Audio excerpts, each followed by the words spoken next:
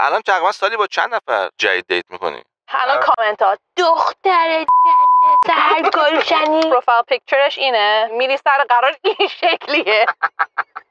خب میواسه سری دومه دخترها مثلا یا دخترها پسرن یا پسرها دختر.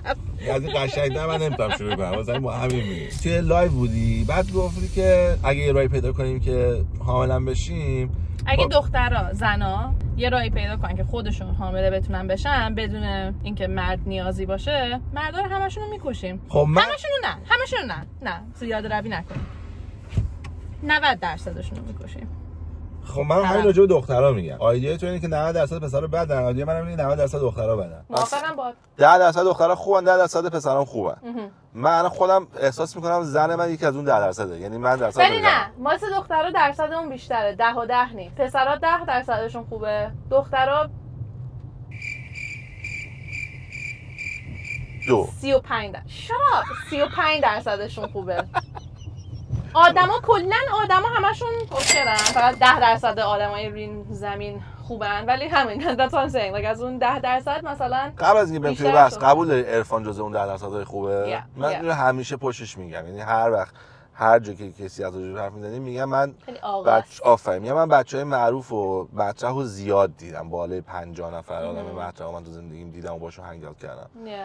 عرفان یه لولی دیگه اصلا عرفان باش میشه خاکی باش اصلیه واقعا. مثلا بعضی از دوستان که مثلا عرفان رو نمیشناختن واسه اولین بار که باهاش آشنا شدن از طریق من، بعدش مثلا بهم میگفتن چقدر نرماله، چقدر آدم مثلا خودشه، اصلا این نیست که مثلا من عرفان. اولین اینتراکشن من زنگ زدم بهش، عرفان نه با هم بیرون بودیم، بعد داریم مثلا جدا میشیم، میگم عرفان فردا ونکوور بود دیگه، آره فردا من میخوام تو رو مهمون کنم یکی از بهترین استیک هاوس های ونکوور، یادمه که استیکی تقریبا $400 واسه آب میخوره. بعد جواب عرفان چیه؟ نه من ترجیح میدم غذای خونگی بخورم، فردا دارم بادمجون میپزم، پاشو باشو بیا خونه ما. آره صبحش رفتیم هایک، رفتیم کوئری راک، بعد رفتیم مغازه ایرانی، همه چیزاشو خریدیم، برگشتیم اون خونه‌ای که داشتن توش میموندن فیلم میگرفتن ازش. فیلمش رو یوتیوب هم هست، فکر کنم ولاگش کردم، اگه می‌خواید برین ببینین هست. تو هم توشی، پاشا توشه، لینکشو بده خب بس. الان بذاریم اینجا لطفا. ولاگشو دارم تو یوتیوب هم، چنله. ولی آره دقیقاً کلی آشپزی کرد و خیلی آدم من خیلی مثلا حالا میگم دوستم من، ولی با خیلی از سلبریتی های ایرانی آشنا شدم و یا از نزدیک دیدم و خداییش 95%شون خیلی آدمای مزخرفی هستن. آفرین. تو برعکس سلبریتی بدی بیشتر هست تا خوبی. اصلا وا چرا اینجوریه طرف؟ حالا جاستین بیبر نیستی که داداش. پس بیا یه خورده راجع به این صحبت کنیم. من اینو یه تئوری دارم، تئوری که نه چیزی که دیدمه، فکر می‌کنم چیزی که دیدم اینه. خب ببین بچه‌های ما خیلی هرتن، خیلی تراما خیلی زیاد دارن، ضربه زیاد خوردن، برای اینکه اینا یه هنر انتخاب کردن که هیچ پولی ازش نمیتونن در بیارن. نه اتفاقا میلیاردی ازش در میتونن بیارن و نمیارن. تمام ملت‌های دیگه دارن ازش میلیاردی در میارن، به غیر از چند تا ملت کوچیک که حالا من نمیدونم کسی دیگه شو، ایرانشو میدونی.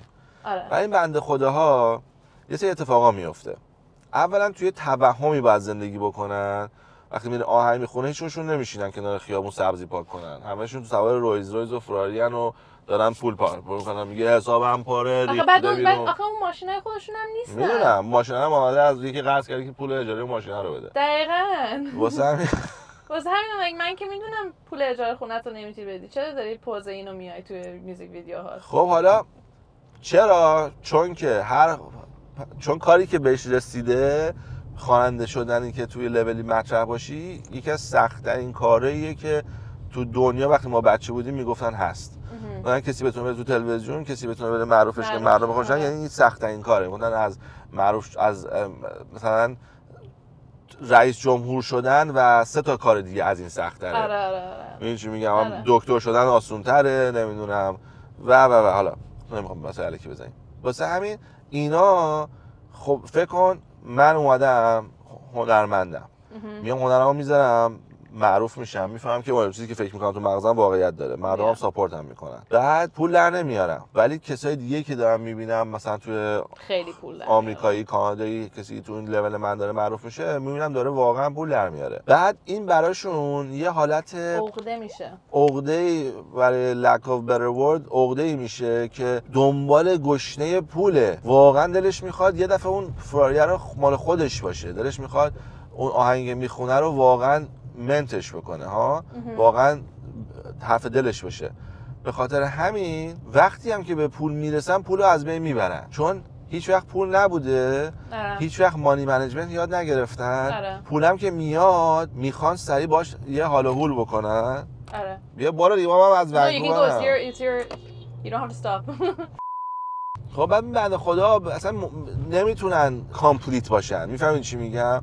برای همینه که تو میگی من 95% آدمایی که دیدم جالب نبودن، چون میری تو اینداستری، این اینداستری اذیتت میکنه. مثل میگی که من بگی من آدم موادی با شخصیت ندیدم، میفهمی چی میگم؟ میگی آقا این چرا همین برمیگردیم به اون حرف. برای همین عرفانو من گفتم لطفا میخوام بی ربط داستان بگم من عرفانو دوست دارم. نه همین دارم میگم. خب پس چرا بعضیاشون مثل عرفان خوب در میان؟ فکر کنم برمیگرده به اون ایگو به فارسی نمیدونم چی میشه. ایگو به فارسی میشه Let's see. چی میگم؟ ایگو in فارسی نفس. من هم اینطوری شده نفس. نفس هم دیگه اعتماد به نفسه. خود ضمیر. عرفان آدمیه که اگه میافتاد زندان به خاطر اینکه یه دختر رو اشتباهی میگفتن بهش تجاوز کرده، همون تو زندان با سهم کتاب میبرد. میفهمی چی میگم؟ اون آدم خوبیه. ولی اگه آدمی بیاد که دنیا روش تاثیر بذاره خرابش میکنه انترتینمنت ایرانی، برای اینکه واقعا دنیا رو پول میچرخه. این اصلا این بحثی نیست. این بنده خداها اگه تیشرت بزنن مسخرهشون میکنن، همبرگر فروشی بزنن مسخرهشون میکنن. تو که دیدی بابا آخه به جای اینکه بگن ما یه راه پیدا کردیم اینو ساپورت کنیم بهش برسیم. من اینو هیچ وقت هم نمیدونم. اینو چندین بار تو اپیزودام گفتم میخوام تو بشنوی چون میدونم تو نشنیدی. زد بازی، ببین زد بازی یه تایمی بزرگترین گروه رپ ایران بود اگه هنوز نباشه. زد بازی آهنگ ریلیز کرد برای اولین بار رو اپل میوزیک، آیتونز بود اون موقع. و چیزی که اتفاق افتاد، تو یه ایرانی میتونست موزیکشو بذاره تو یه پلتفرم درست حسابی و یه آدمی میتونست بیاد اینو بخره. آهنگاشون بود دونه 99 سنت، 17 تا ترک داشت. اگه همشون می‌خریدی بود 9.99.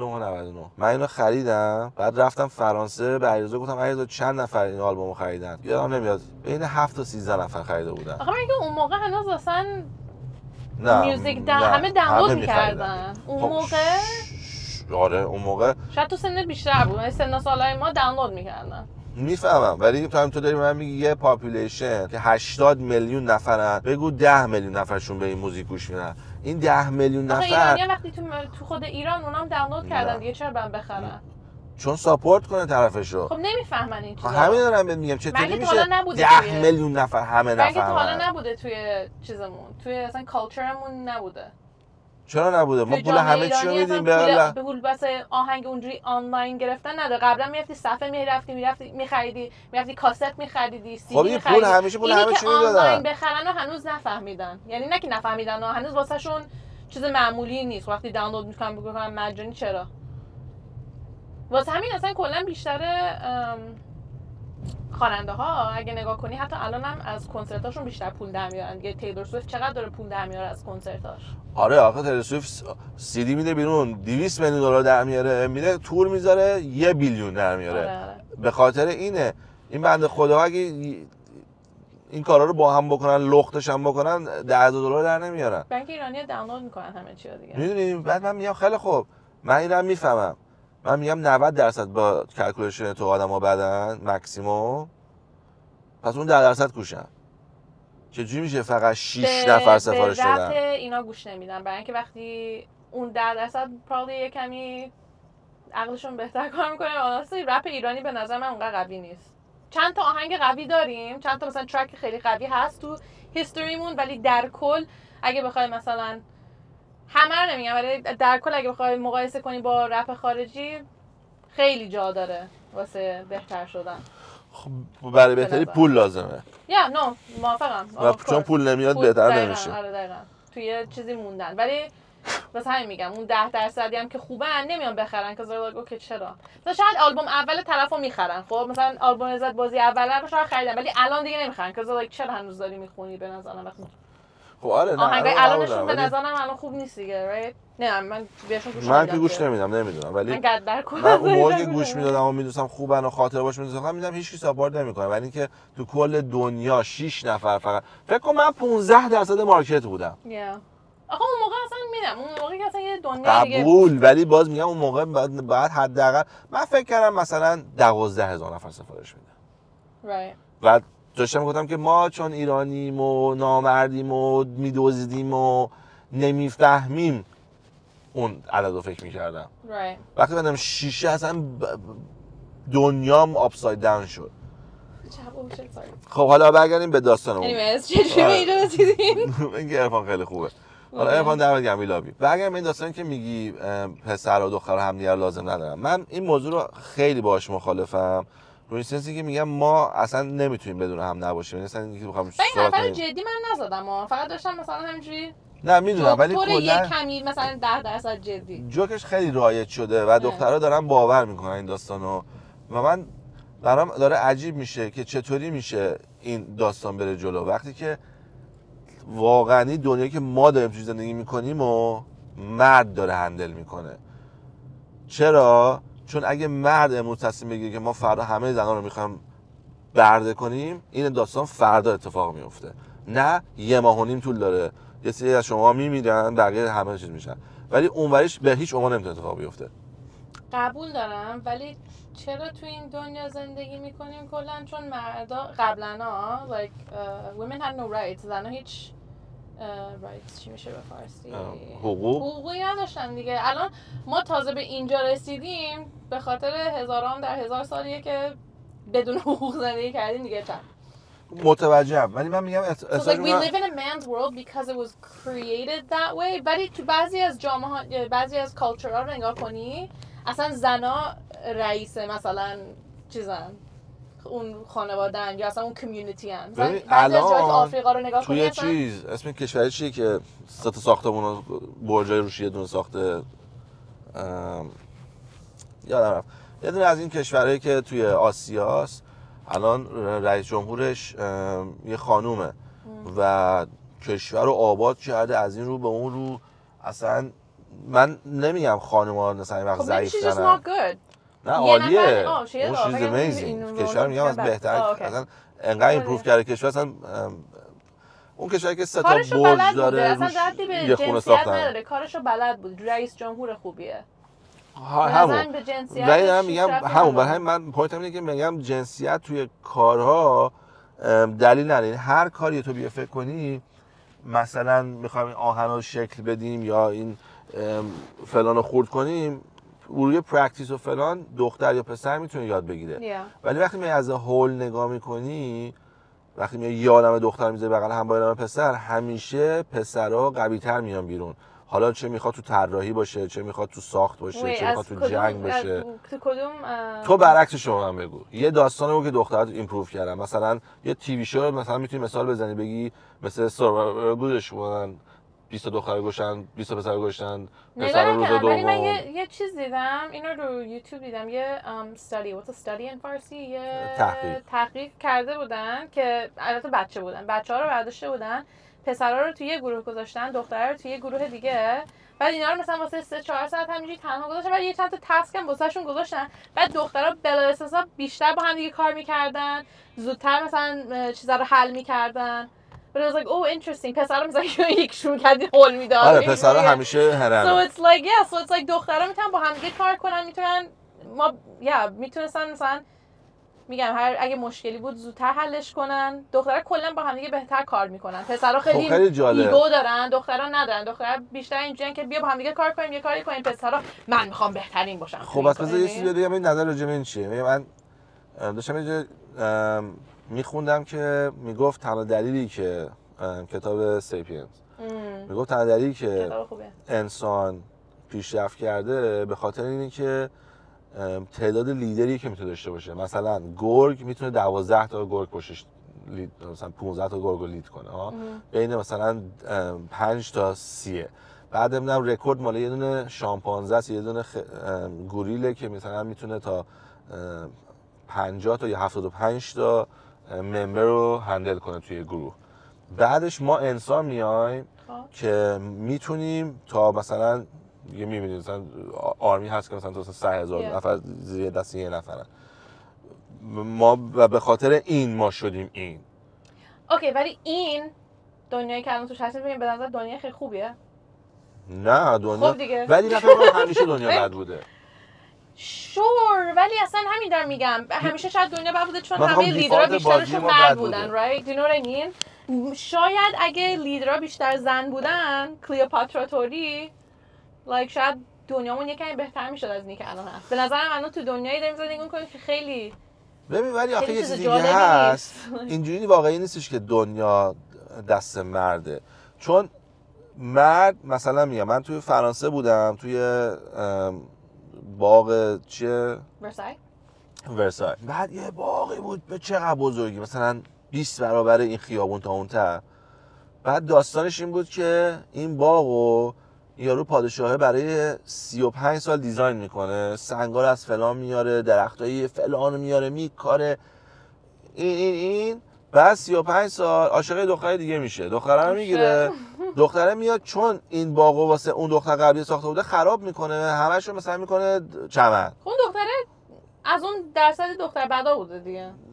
چون به نظر من اگه این اتفاق میفته بعد میگه چقدر باحال، اون یه بخشی از زندگیت بوده حالا اون دختره. خب من حالا یه باغ بزرگتر واسه من الان میری میسازی اون فرنا لایک همین باشه هم. ولی هیستوری که نگاه میکنی همیشه این بوده که وقتی دختره اینوالو شده ریه داستان همیشه بیشتر این موضوع خیلی بزرگیه. مثلا تو ولی like look at کلیوپاترا یکی از تو اونوریشو بگو مثلا کلیوپاترا نگاه کن، مثلا مصر رو کلا از این رو به اون رو کرد. البته she like used زن بودنش امروز بگاز کشوری که هرم ساخته الان ایران هم بگاز خیلی جا بگاز کلا نه you can't like compare to them. ولی اتفاقا کلیوپاترا یکی بود که یه آدمی بود که یه زن خوشگل بودنش رو استفاده درست کرد، چون بیشتر دخترها مخصوصا اگه دختر خوشگلی باشن خوشگلیشون رو استفاده میکنن که like for stupid reasons، ولی این she used it to like rule a country and to invade spaces and to like خب من فکر می‌کنم همیشه هر کشوری که کینگ داشته اون زنی که بوده اون داشته راه می‌کرده. چون من اگه کیم بودم زنم میگه آقا به افغانستان اعتقاد نکن چون من مثلا شیخ افغان خوشم نمیاد، من میگفتم آقا که با بریم حالا افغانستان ولی نه که اون موقع واقعا زنا هیچ بازم یعنی هیچ حقوقی نداشتن. اون در خفه شد دقیقاً اونم میذاره. فکر کنم اگه چیزی هم بخواست بگه ولی از تو خود خانوم خفه نمیشه. شب وقتی داشت بغلش میگه اصلا با هم پیش هم دیگه نمیخوابیدن. شاه هم من کل تاریخ من یه چیزی که خیلی خوشم میومد وقتی مثلا اینکه در نداشتم واسه من خیلی جالبه که اصلا در نداشته میکنی سربازه بیشتر شاه‌ها با زنشون اصلا نمیخوابه، هر کی اتاق خودشو داره، همه فقط می‌خواست زن رو بکنه شب میرفت پیشش میخوابید. او فقط سوراخش بوده بس نه سوراخ دیگه خیلی مجلسی سوراخ مجلسی. خب پس ببین من الان یه همچین نتیجه گیری دارم میکنم، میگم بس نگاه کن اکثر زنا حق دخالت نداشتن. وقتی هم میبینی که دخالت اومده دخالت همیشه چیز دیسکاستینگ بوده. خب دیگه ازت like نمیتونستن یعنی به شانس دادن زده بیرون، وگرنه به نظرم زن درصد خوبا میتونستن کارو مثلا چون خانم خوب واقعا خوبه، یعنی مثلا من پسر خوبم واقعا خوبه. دو پسری که میفهمه یه کمی مثلا جنسیک میشه زن ستیز نیست، یه کمی مثلا دخترها رو به عنوان قبول داری یه ملو زن ستیزی لازمه واسه بالانس شدن. نمیدونم مثلا اگه من تو زن و شوهر بودیم مثلا میگم ما داریم میریم بیرون بعد میگی من میخوام اینم بگیریم، بعد میگم نه چون من گفتم کاملا بی اس فقط به خاطر اینکه به تو نشون بدم من مردم. خب نه جای دیگه میتونیم بهم نشون بدیم. حالا مثال بود میگم میتونه مثال بد خیلی بد بود اینا. نه نمیخوام خودم میخرم به دهن کی از تو خواست. ولی باشه که مثلا من دیدم یه چیز منطقی بگو. الان منطقی شدم نمیاد ولی پوینتش اینه که وقتی پسرایی که خیلی همیشه میان آقا ما عشق و مساوی، من دیدم رابطه ها خوب پیش نمیره. نه که عشق میگم عشق مساویه، ولی آره تو جاهایی که باید مثلا لیدر باشی و حرف تو باشه باش. اینی که مثالی که دادی خیلی بده، مثلا خیلی افتضاح بود. آره تو بعضی جا شور تو میتونی یه کمی مرد باشی. نه میگم لازمه. نه که شور یه کمی تو بعضی جا شاید. نه الان بعد بریم چیز بدی یا فکر می اگزمپل میدونی؟ نه چیزی نمیاد با خانم خودم. مثلا میگم اگر بچه‌م بیاد به اون بگی میتونم شکلات بخورم، اون بگی آره، بعد من ببینم بگم نه، خب اون انداب میکنه حرف منو گوش میده. حتی برعکسش، مثلا اون بگه نه من بگم آره، بچه میخوره. میگه بابا گفت، مامان میاد میگه بابا is the big boss.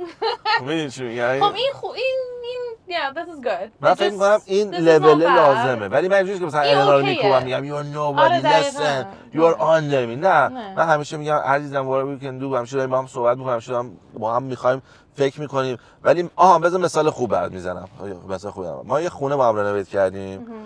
اینو من گفتم آقا من می‌خوام دیوارو بردارم. گفتم که اوکی great idea. ما این دیوارو باز کنیم، دیوارو باز کنیم، دو تا لوله کستخوار تو این رد میشه که اصلا مادر رستم دیگه نمی‌تونه اینو تکون بده. خب گفتم که بیا بیخیال شی. گفت نه اینو اگه اینجوری برداریم این خونه اینجوری میشه، بعد این خونه رو ما میتونیم $7,000 اجاره بدیم، اجارهش از $4,000 میشه $7,000 و so much benefits. گفتم که اوکی let's do it. یه خونه سخابه است تو داونتاون ونکوور، واسه همین پتانسیلشو داشت. منم شما ریلتوری زن منی، منم یه چاقالی هستم که هیچی نمیفهمم. خب من باید احمق باشم میگم نه حرف منه. گفتم شو let's do it. صبح من به خاطر این کارو بکنم دیگه، تو آخر اینجا زندگی میکنی میفهمی سه کارا چقدر سخته، سه کار چیه. من سقف مالو سقف 9 متریه مالو کانکریتو توی رستوران رو سوراخ کردم که اتوش یه لوله بیاد، بعد بره از یه سوراخ دیگه برگرده بره بالا. تو فکر کن چی بود دیگه، اصلا اتو اجازه نگرفتن از برای تعجبه. همه دیگه کوچه با ما امضا میدن که این کارو بکن. بعد 9 متر تو مال جره ثقیل باید میمونم تو مال. فکر کن شب مال واسه من درا رو باز کردم، ما جلسه کردیم تو رستوران، اومد درا باز کرد، رفتیم سقف باز کردیم، افتاد رو بار یارو، بار کار مستقبل کردم. ولی گفتم که خانمم گفته بکن من بکن دیگه، نگفتم نه، رفتم توش. خلاصه آقا من این کارو کردم، تمام شد و اینا. خونه رو گوشم واسه اجاره، خونه اجاره $5,000. یعنی چیزی که گفته بود شروور بود و هیچ ارزش اونقدر هم رو خونه نذاشت. و این کار فیل کرد و تکنیکلی من وقتی حساب کردم یه ویدیو دارم راجع به این درست کردم. من 2 میگیم 2 ولی دقیقاً هم نمیاد، من $2 میلیون مینیمم ضرر کردم سر این ترانزکشن. خیلی تقصیر خود بوده، میگه تحقیق می‌کردی. من نه هیچ کس نه زن نه شوهر باید هیچ کدومشون نباید بلایند مثلا کورکورانه بگن آره به یه چیزی. خب حالا حرف درست، ولی من که نکرده بودم. من گفتم آدمم که هیچ وقت به هم یه چیزی نمیگم yes right away، بعد برام تحقیق کنم کدام کلی بعد من اشتباه کردم نکردم و میگم این برای من کاستی تموم شد. تقصیر خودت دیگه. خب قبول. ولی گفتم حالا دفعه دیگه این اتفاق افتاد. 2 سال بعد یه خونه داشتم رنوویت میکردم، تمام این خونه رو من کندم، دیواراشو کندم، سقفشو کندم، زمینش هم کندم. تمام خونه رو کندم الا زمین دستشوییشو. یعنی کابینتش عوض شد، دوش عوض شد، اینا عوض شد، ولی النا کش خودشو که آقا اینو عوض کن. گفتم نه. گفت آخه ببین تو که داری همه کار می‌کنی، اینم بکن، اینجوری میشه. گفتم ببین النا، دفعه پیش ما هم چیز داشتیم، تفاوت نظر داشتیم، من به حرف تو گوش دادم. خب تقصیر خودت بود. تقصیر من بود. اون دفعه دیگه نمیخوام تقصیر من باشه. fuck you. نه دیگه خب این دفعه بعد دوباره ببینیم. نه گفتم واقعا داره درست میگه. نه دیگه نگاه کردم دیگه درست نمیگه دیگه. خب میگه اوکی خب خوب. نگاه کردم گفتم نه از بعد تفاوت نظرش داشتیم، من راجبش فکر میکنم. اگر نظر من بعد از تحقیقات 7 اصل من با مغز فندقی من هر جوری که می‌خوای اسمش بذاری به این برسه که نظر تو خوب نیست، من نظر خودمو میکنم. چون دفعه پیش نظر من یه چیز دیگه بود، نظر تو رو کردیم 2 میلیون برام ضرر داشت. من نمیخوام همین داستان داشته باشم. $2 کمی نیست.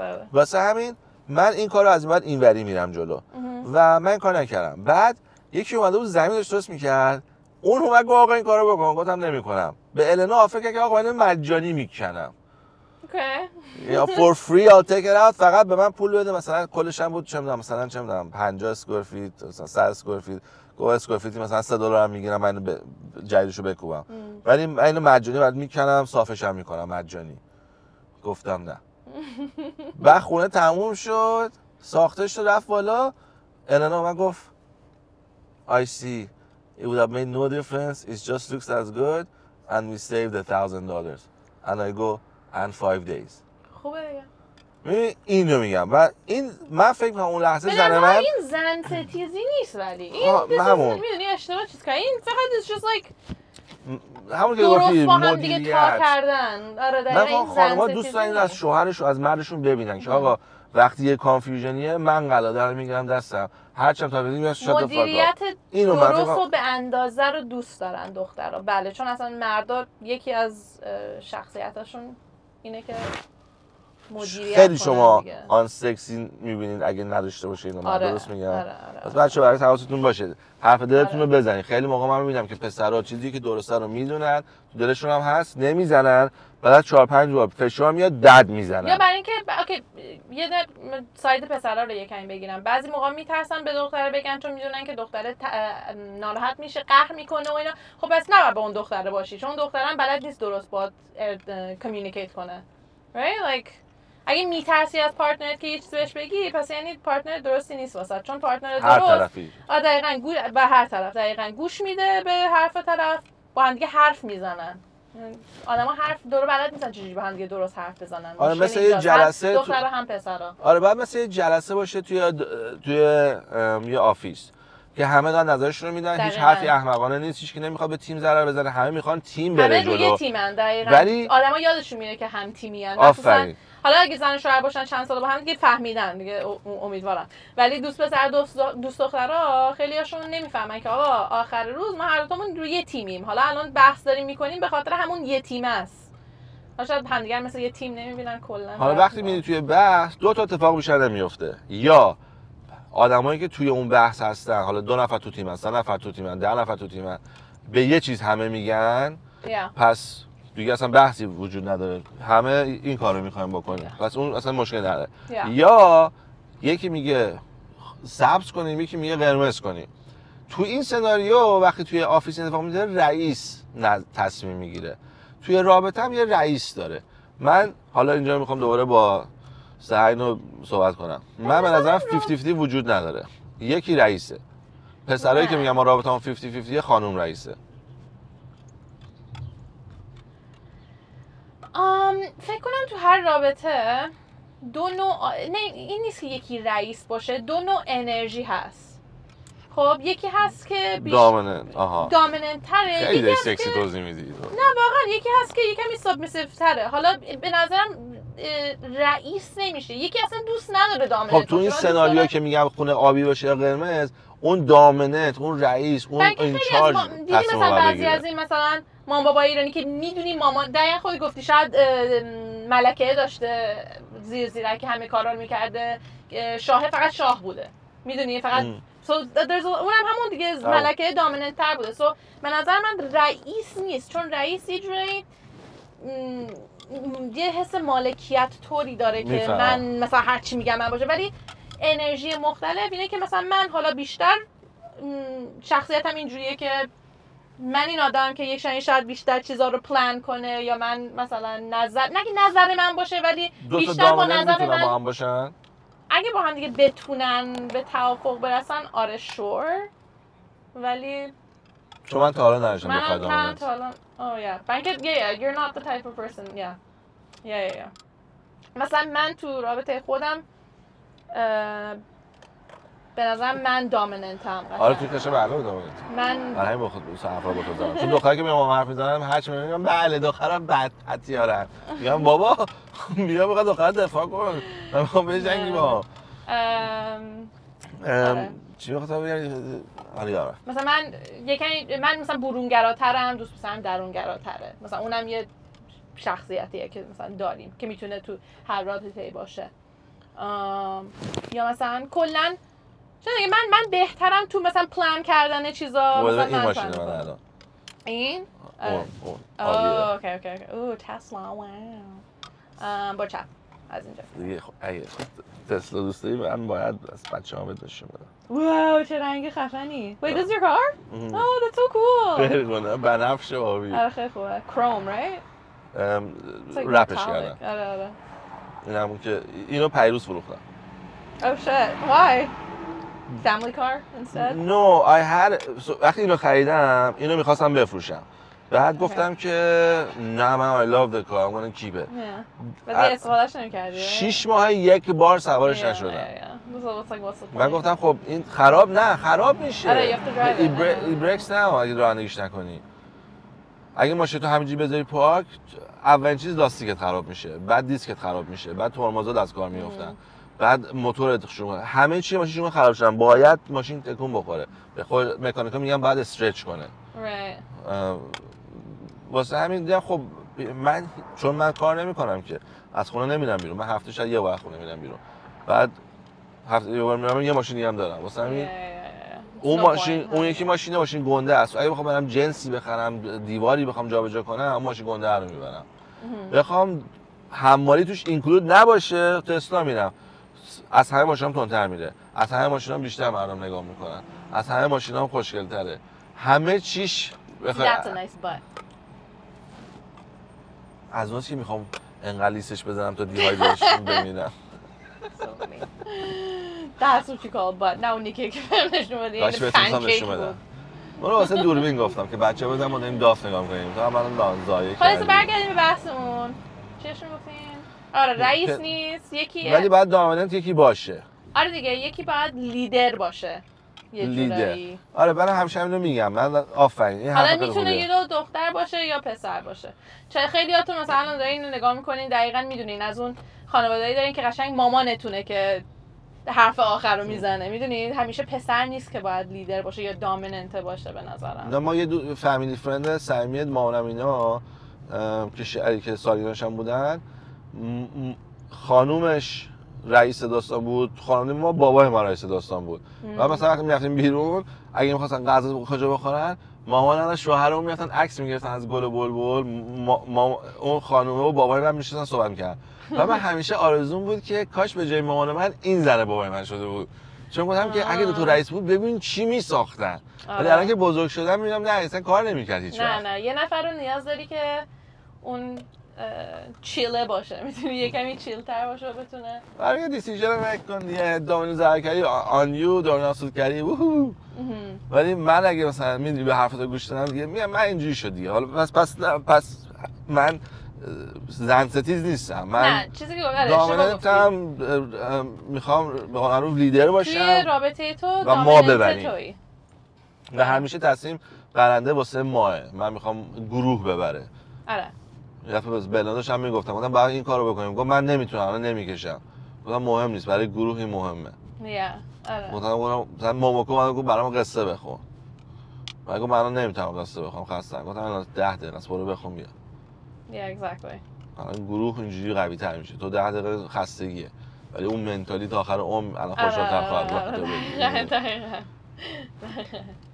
10 سال بعد تو تراپیست آفیسش راجع به تراماهای کتاب داستان نخوندن مامانش نمیگه.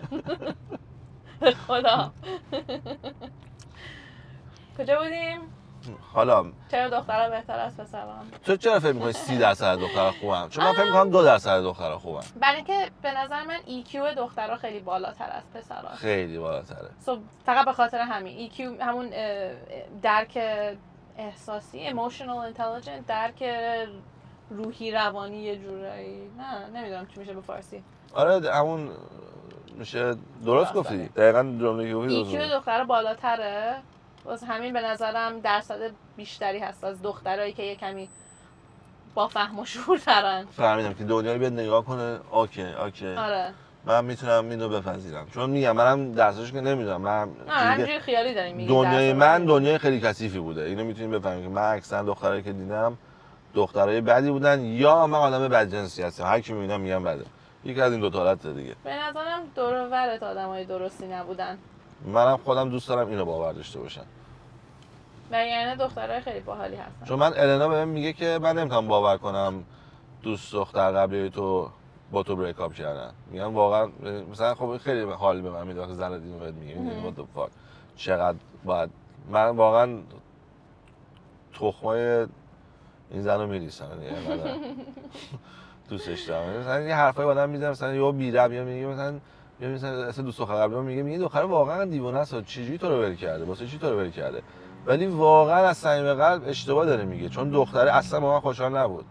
این بچه خوبی نبود. آره دختر خواست بیرون کار حال کنه. عاقلانه رو کرد که فهمید بچه خوبی نیستین و ولت کرد دیگه. 100%. اصلا من ولشون کردم هرچی. مثلا کار عاقلانه رو کردین. وقتی میدونی یکی مچت نیست. اولیه رو من نمیتونستم بازش نرشم بریک اپ کنم باش.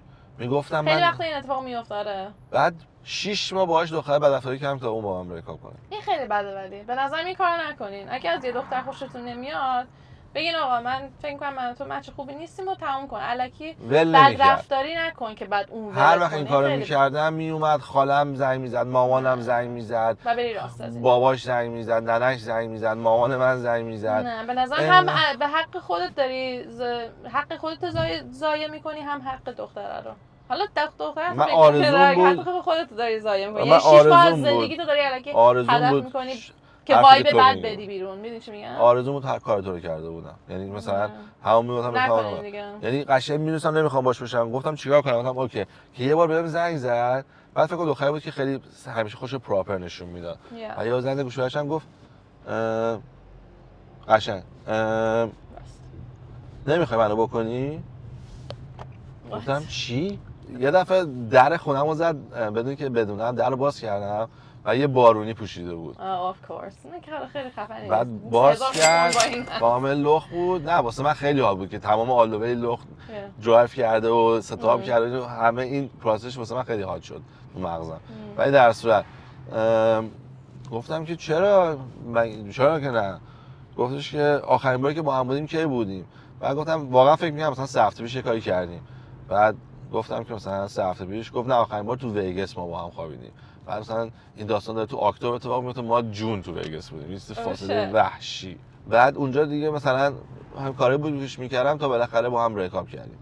ولی That's a toxic relationship. خیلی اصلا هر دفعه بهش فکر می‌کنم این موضوع مال چند سال پیشه، مال 15 سال پیشه. قشنگ toxic ناراحت میشم، گریم میگیره، وقتیو که تلف کردم، پولیو که تلف کردم، اپورتونیتی که تلف کردم. اصلا پول همه اپورتونیتی به کنار، به نظر من وقت تنها چیزیه که تو نمیتونی بیشتر به دست بیاریش. خلاصه بس من میگم آقا دختر و پسر نمیتونن بدون هم باشن و نه من موافقم، ولی درصد پسرایی که بدن از درصد دخترایی که بدن بیشتره.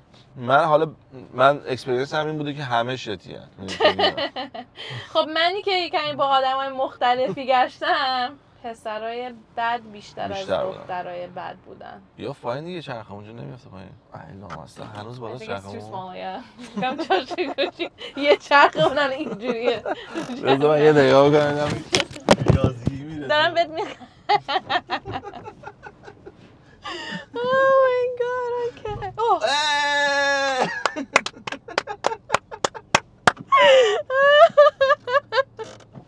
حالا بالا به پایین من کردم تو ویدیو هم داریم بالا به پایین. anyways yeah درصد پسرای بعد از دخترای بعد بیشتره. الان کامنت ها دختر جنده سرگلشنی یعنی چی؟ دیدی مثلا من میکروفونم رفت برای عکس اگه صدای من واسه چند دقیقه افتضاح بود دیگه ولی از بالا به پایین خیلی پارکینگ خوبی بود. خب شما گفتی با دختر و پسرای زیادی بودی، الان تقریبا سالی با چند نفر جدید دیت میکنی؟ دیت یا هوکاپ؟ هوکاپ. نه زیاد نه، دیت خیلی بیشتر میرم. دیت فقط میریم مثلا حال میکنیم میای خونه؟ نه مثلا میریم یه شام میخوریم، یه کافی حرف میزنیم با طرف بعد میای خونه. همه دیتا ختم نمیشن به هوکاپ کردن چون از طرف خوشت نمیاد دیگه. ولی وقتی میری دیت اون 10 قدمو قبلش انجام دادی که اگه حال کردی؟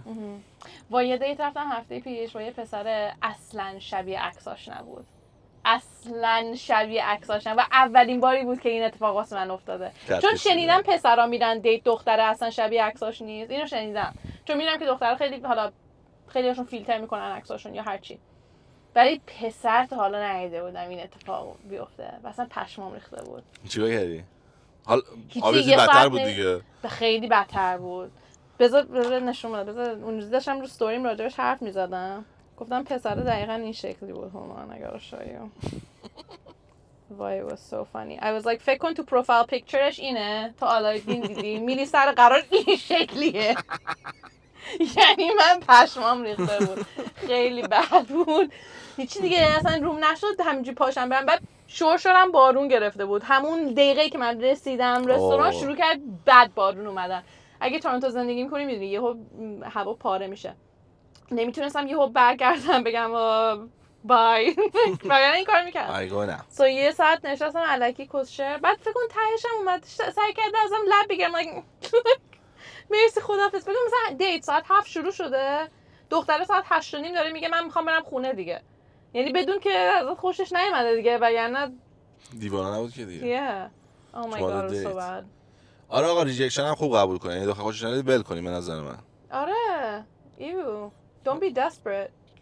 انقدر چیز نباش. یه بار اسب بکنی مثلا دوباره اوکی ولی مثلا دفعه سوم دیگه ندیدی مطمئن باش. یه مشکلی هست تو ایرانیا که من تازه فهمیدم. آره دقیقاً نه برای اینکه تعارف داریم وقتی میگیم نه ولی واقعا منظورمون بله. You know is like اینم یه مشکلیه. یاد بگیرین تو دیت کردن که یه کمی چیزتر باشین، رکتر باشین. نه no means no. نه یعنی نه. و الکی هم نگین نه. آره. اگه میخوای بگو میخوام، اگه نمیخوای بگو نمیخوام. کسایی هم که میگن میخوام چیزشون نکنین، قضاوتشون نکنین. بالاخره تو آفر کردی که طرف داره میگه میخوام دیگه. دمتون گرم. مرسی که تا اینجا بودین. اگه چیزی داری به اضافه کن. هیچ دیگه. زن ستیز نباشین، مرد ستیز نباشین، همدیگر دوست داشته باشین. کاندوم استفاده کنین. چاکس. بای. آقا ویدیومون تموم شد. رسیدیم به مقصد. دیگه بهترین پیتزای تورنتو آردی بوش و وایب و همه چی کانفرم میکنه اینو. بگذار ببینیم نعمتش چقدره.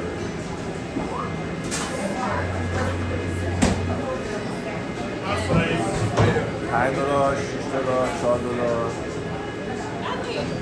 خوبه بگم چی اسمش؟ بادی آلی. بیا برو اینجا حالش شد ولی کاش آونش سنگی بود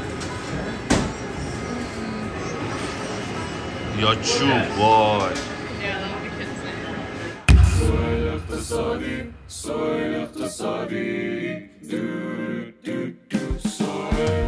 سوال اقتصادی سوال اقتصادی سوال اقتصادی